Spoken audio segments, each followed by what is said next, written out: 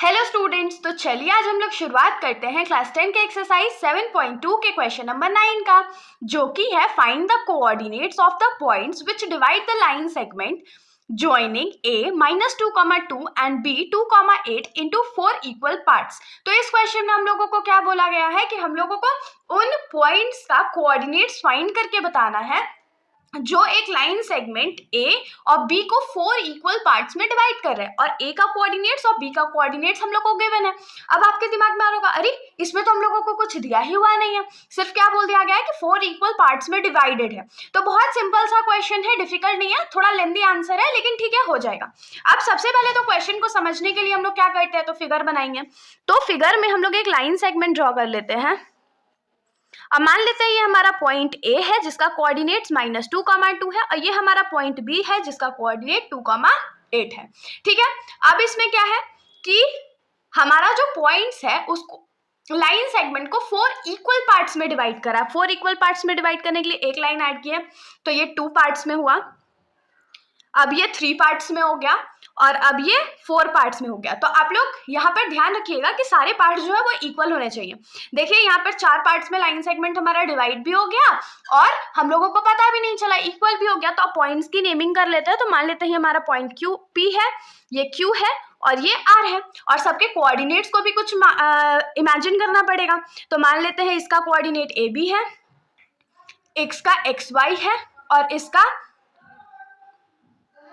C और D है। ठीक है, इसके कोऑर्डिनेट्स हम लोग को मिल गए। अब इसको तो हम लोग को लिखना पड़ेगा ना, तो हम लोग क्या लिखेंगे, let points P that is A, B, point Q that is X, Y and point R that is C, D divide the line segment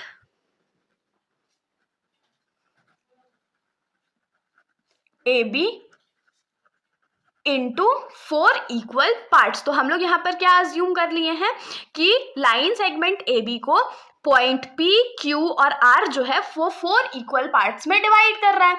इतना तो समझ में आ गया होगा। अब क्वेश्चन यहाँ पर अराइज होता है कि हम लोग कोऑर्डिनेट्स फाइंड करेंगे कैसे। तो कोऑर्डिनेट्स फाइंड करने के लिए तो हम लोग ऑफ कोर्स सेक्शन फॉर्मूला का यूज करेंगे। तो सेक्शन फॉर्मूला का यूज करने के लिए भी तो दिमाग चाहिए ना, कैसे यूज करेंगे, रेशियो तो हमारे पास है नहीं।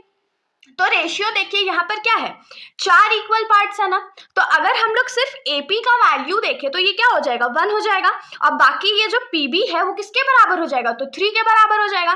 तो AP इज टू PB का रेशियो हमारे पास क्या आ जाएगा, 1:3। सिमिलरली अगर हम लोग AQ का देखें तो एक पार्ट इसका एक पार्ट इसका, तो 2 पार्ट्स इधर हो गए और दूसरे साइड QB में भी 2 पार्ट हो गए, तो 2:2 का रेशियो हो गया। फिर जब हम लोग AQ को एक सेगमेंट मानेंगे और मतलब AR को एक सेगमेंट मानेंगे और RB को दूसरा सेगमेंट मानेंगे, तो ये 3 पार्ट्स AR के साथ आ गए और बाकी एक पार्ट रह गया। तो इस बार रेशियो क्या हो जाएगा, 3:1 हो जाएगा। तो ऐसे करके हम लोग सारा जो कोऑर्डिनेट्स है उसको आराम से फाइंड कर लेंगे। तो चलिए शुरुआत करते हैं। तो सबसे पहले हम लोग क्या लिखेंगे, केस 1।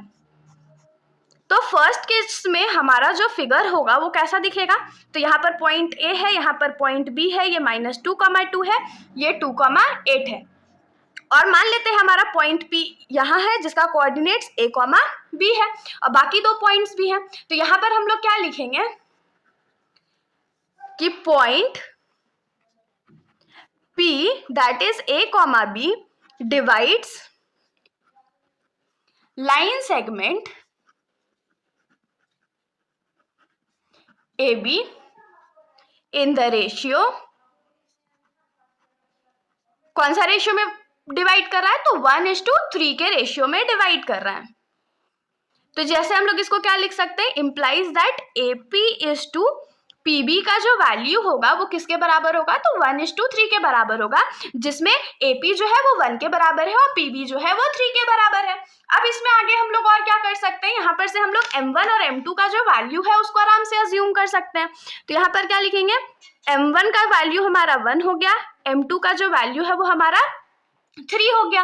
बाकी हमारे पास 2 पॉइंट्स तो हैं, तो अब हम लोग क्या करेंगे, रेशियो निकालते हैं। तो जब हम लोगों को x कोऑर्डिनेट निकालना होता है या x का जो वैल्यू है उसको एब्सिसा जब हम लोगों को निकालना होता है तो हम लोग x वाला फॉर्मूला का यूज करेंगे।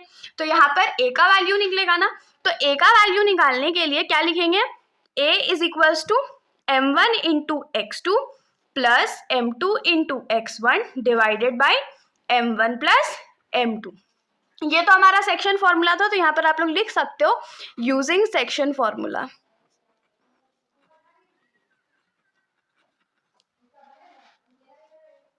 तो यहाँ पर a इज इक्वल्स टू क्या हो जाएगा, m1 का वैल्यू हमारा क्या है 1 इंटू x2 का जो हमारा वैल्यू है वो क्या हो जाएगा 2 प्लस m2 का जो वैल्यू है वो क्या हो जाएगा 3 इंटू x1 का वैल्यू -2 हो गया और यहाँ पर m1 प्लस 2 हो गया। अब यहाँ पर देखिए, सॉरी 1 प्लस 2 नहीं 1 प्लस 3, क्योंकि m2 का वैल्यू तो हमारा 3 था। अब 1 2 जा क्या होता है 2 होता है, प्लस माइनस माइनस हो गया और 3 2 जा 6 बाई 4। तो जब 6 में से 2 चला जाएगा तो हमारे पास क्या बचेगा 4 बचेगा, और क्योंकि 6 बड़ा था और 6 के आगे माइनस का साइन था तो -4 हो गया डिवाइडेड बाई 4। तो यहाँ से हम लोगों को a का जो वैल्यू है वो क्या मिला 1 मिल गया।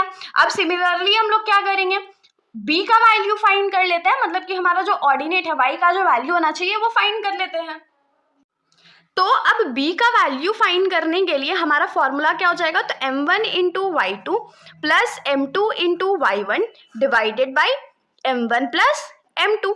तो b का तो वैल्यू हम लोगों को नहीं पता है, m1 का वैल्यू 1 है, y2 का जो वैल्यू है मतलब b के जगह पे जो हमारा y का वैल्यू है वो क्या है 8 है, प्लस m2 का वैल्यू हमारा 3 है और y1 का वैल्यू हमारा 2 है डिवाइडेड बाई 1 प्लस 3। तो 8 1 जा 8 होता है, प्लस 3 2 जा 6 होता है डिवाइडेड बाई 4। तो यहाँ पर हमारे पास क्या हो जाएगा 8 प्लस 6 कितना होता है 14 होता है, 14 डिवाइडेड बाई 4 दोनों को 2 के टेबल में कट करेंगे तो हमारा जो आंसर है या जो b का ऑर्डिनेट है हमारा क्या आ जाएगा, तो 7/2 आ जाएगा। तो यहाँ पर क्या लिखेंगे, कोऑर्डिनेट्स ऑफ पॉइंट P जिसका ऑर्डिनेट्स a, b हमने अज्यूम करा था वो एक्चुअली में क्या है, तो a के जगह 1 और b के जगह 7/2। होप सो इतना क्लियर हुआ क्वेश्चन। अब हम लोग क्या करते हैं, सिमिलर चीज हम लोग केस 2 में करेंगे। केस 2 में हम लोग Q पॉइंट Q जो है जिसके कोऑर्डिनेट्स हमने x और y माने हैं उसका वैल्यूज फाइंड करेंगे। तो केस 2 में जो हमारा फिगर होगा कुछ ऐसा बनेगा जिसमें a का वैल्यू हमारा क्या है -2,2 है, b का वैल्यू हमारा 2,8 है, p हमने ऑलरेडी फाइंड कर लिया तो इसको रहने देते हैं। q कुछ हमारा यहाँ पर लाई करेगा और इसके कोऑर्डिनेट्स x, y है और r हमारा यहाँ पर लाई करता है, ठीक है। अब देखिए q जो है पॉइंट q जो है वो लाइन सेगमेंट AB को कौन से रेशियो में डिवाइड कर रहा है, तो उसके LHS में भी 2 है, RHS में भी 2 है, तो 2:2 के रेशियो में डिवाइड कर रहा है। तो यहाँ पर हम लोग क्या लिखेंगे कि पॉइंट q जिसके ऑर्डिनेट्स x, y है डिवाइड्स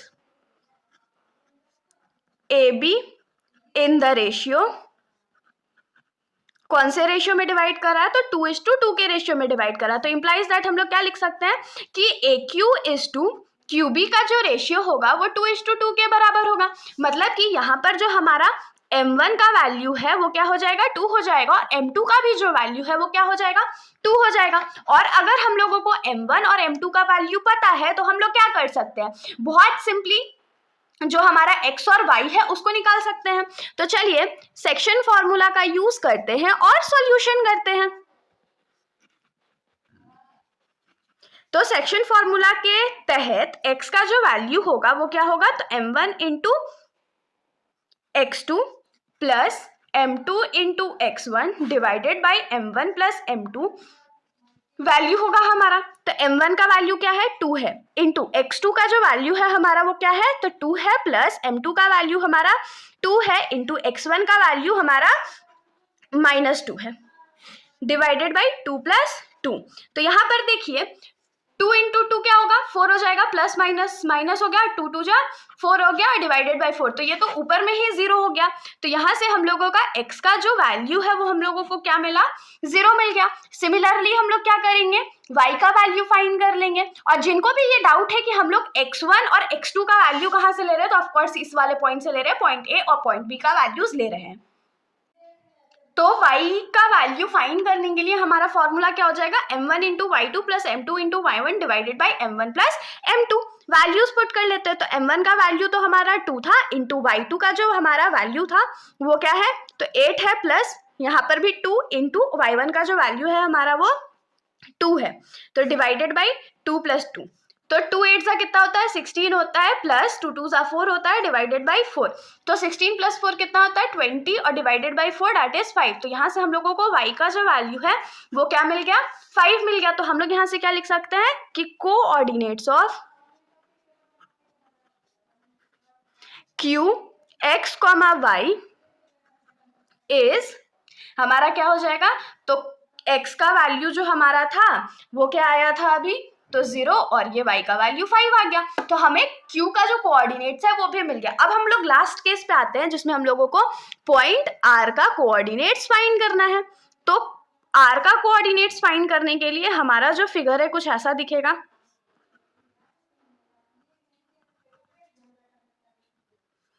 तो p क्या हो जाएगा, a, b, q x, y था जिसका हम लोग कोऑर्डिनेट फाइंड कर चुके हैं, और लास्ट हमारा बच गया है r जिसका हम लोग कंसीडर किए थे c, d।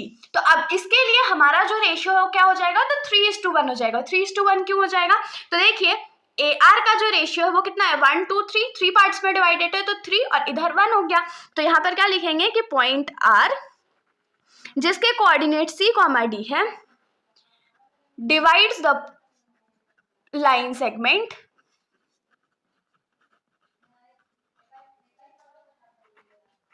AB in the ratio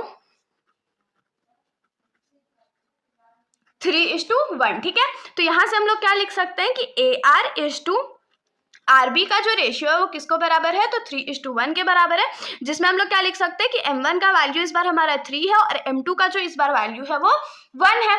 तो अब अगर हम लोगों को इतना मिल गया है तो हम लोगों को C और D का वैल्यू फाइंड करने में कोई भी समस्या नहीं होना चाहिए। अभी तक तो आप लोगों को सब आ ही गया होगा। तो यहाँ पर लिखेंगे यूजिंग सेक्शन फॉर्मूला, जो C का वैल्यू होगा वो क्या होगा, तो M1 into x2 plus M2 into x1 divided by M1 plus M2। तो M1 का वैल्यू हमारा 3 है, इंटू x2 का वैल्यू हमारा 2 है, प्लस M2 का वैल्यू हमारा 1 है, और x1 का वैल्यू हमारा -2 है, डिवाइडेड बाई 3 + 1।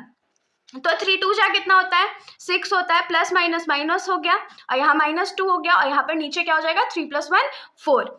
तो ऊपर भी 4 नीचे भी 4, कट आउट होकर के 1 हो गया। तो C का जो वैल्यू है हम लोगों को क्या मिल गया, तो 1 मिल गया। तो यहाँ पर सिमिलर वे से हम लोग क्या करेंगे, y का भी वैल्यू निकालेंगे, मतलब d का जो वैल्यू है उसको भी निकाल लेंगे, और d का वैल्यू निकालने के लिए हमारा जो फॉर्मूला है वो क्या हो जाएगा, तो m1 into y2 plus m2 into y1 divided by m1 plus m2। तो m1 का वैल्यू हमारा 3 है, इंटू y2 का वैल्यू हमारा 8 है, प्लस m2 का वैल्यू हमारा 1 है, और y1 का वैल्यू हमारा 2 है, डिवाइडेड बाई 3 + 1। तो 3 8 जा कितना होता है, 24, 2 1 जा 2 डिवाइडेड बाई 4। तो ये क्या हो जाएगा, 26 डिवाइडेड बाई 4, दोनों को 2 के टेबल में कट आउट कर देंगे तो ये 13/2 हो जाएगा।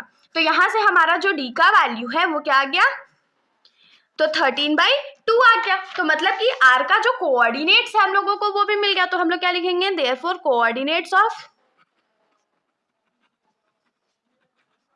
r इज, क्या हो गया हमारा कोऑर्डिनेट, तो 1, 13/2। ये हमारा आंसर हो गया। हमने तीनों पॉइंट्स जो डिवीजन करा था जिसने लाइन सेगमेंट AB का, उसका कोऑर्डिनेट्स निकाल दिया। सॉल्यूशन इजी था, लंबा था, कोई बात नहीं। अगर आप लोगों को वीडियो अच्छी लगी है तो वीडियो को लाइक करिएगा, और मेरे चैनल को बिना सब्सक्राइब करे कहीं भी मत जाइएगा। Thank you.